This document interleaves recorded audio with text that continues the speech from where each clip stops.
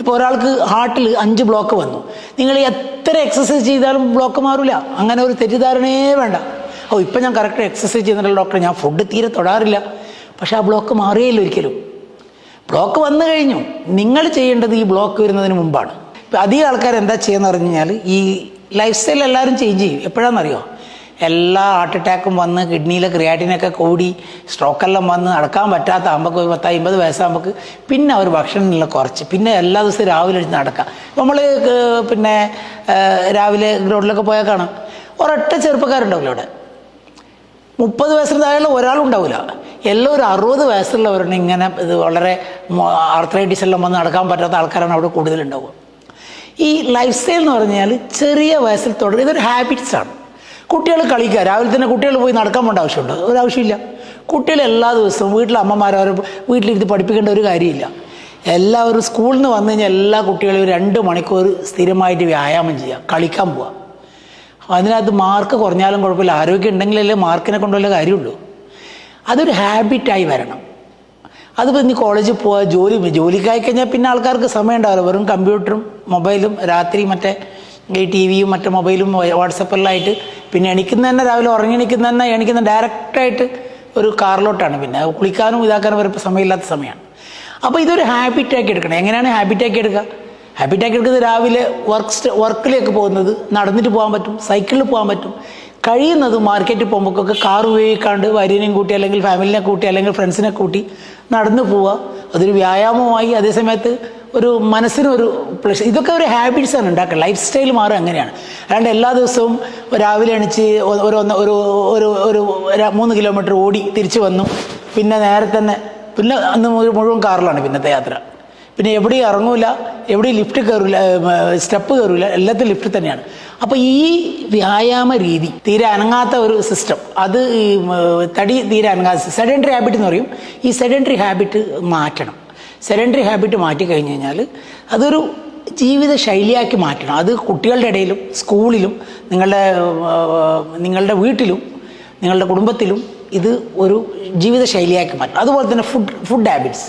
പലപ്പോഴും നമ്മൾ കാണാം ജങ്ക് ഫുഡ് കഴിക്കുന്നത്. ജങ്ക് ഫുഡ് മാത്രമല്ല, വീട്ടിലുണ്ടാക്കുന്ന ഫുഡിലും നമ്മൾ ഒരുപാട് ആർട്ടിഫിഷ്യൽ സാധനങ്ങൾ കൊണ്ടുവന്ന് അതിനകത്ത് മുഴുവൻ വളരെ ടേസ്റ്റ് ഉണ്ടാക്കാൻ വേണ്ടി അത് വളരെ ടേസ്റ്റുള്ള നല്ല നല്ല സാധനങ്ങളുണ്ട്. ഫോർ എക്സാമ്പിൾ ഞാൻ പറയും, ഈ മീനുണ്ടല്ലോ മത്തി, നല്ല ടേസ്റ്റുള്ള മീനാണ് അത്.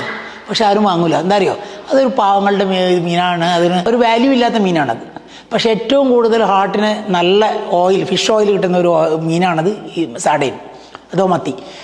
ഈ മത്തി ടേസ്റ്റ് ഉണ്ടാവും, വീട്ടിലുണ്ടാക്കി കുട്ടികൾക്ക് ഇത് പഠിപ്പിച്ചിട്ടേ ഇല്ല, കൊടുത്തിട്ടേ ഇല്ല ജീവിതത്തിൽ. പിന്നെ ഇങ്ങനെ അവർ തിന്ന് തന്നെ പിസ്സ വെച്ചിട്ടാണ് അവർ തുടങ്ങുന്നത് തന്നെ കുട്ടികൾ.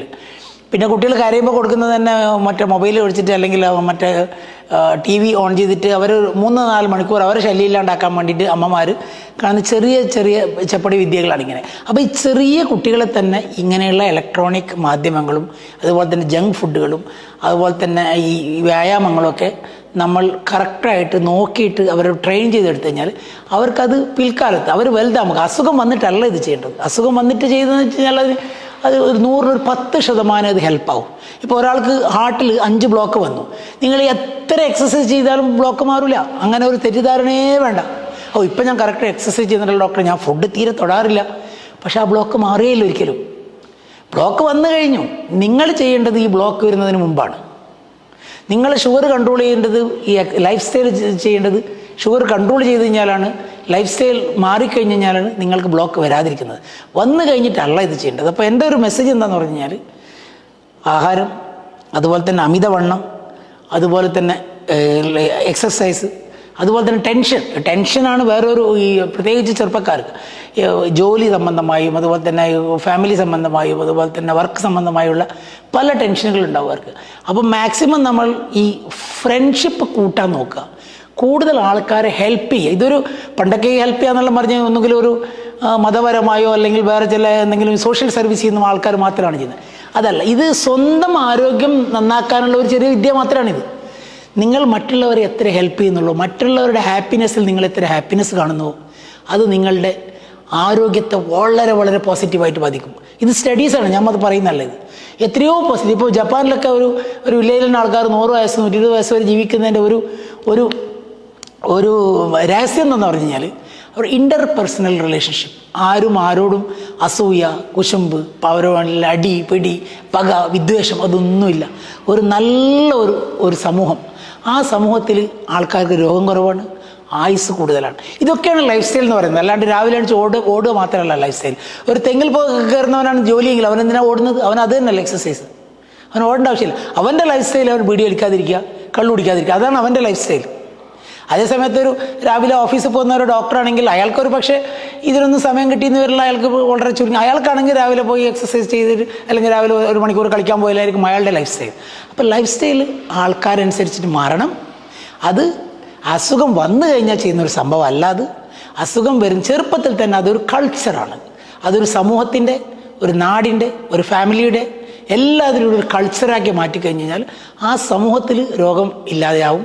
ആ സമൂഹത്തിൽ രോഗം ഒരു പരിധിവരെ നമുക്ക് തടയാൻ പറ്റും രോഗം. Thank you very much.